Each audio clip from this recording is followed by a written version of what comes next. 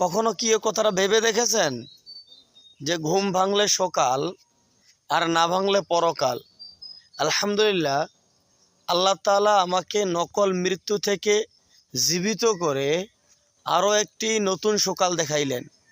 তো আমার সাথে সাথে যাদেরকে আল্লাহ তাআলা হায়াতে তয়্যিবা দান করে নতুন একটি সকাল দেখাইলেন, আসলে ভাই আল্লাহর প্রশংসা তো আদায় করে শেষ করা যাবে না।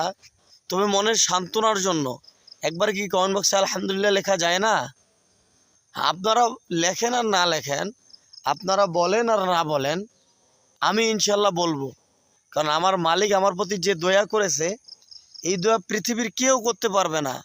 এই জন্য আপনারা বলার আগেই আমি প্রশংসা করি আলহামদুলিল্লাহ, আলহামদুলিল্লাহ। ভাই ভিডিওটা ভালো লাগলে শেয়ার করিয়েন আর কমেন্ট বক্সে একবার আলহামদুলিল্লাহ লিখে যাইয়েন। কারণ যে নিয়ামত আল্লাহ আপনাকে দিয়েছে এটা পৃথিবীর কেউ দিতে পারবে না।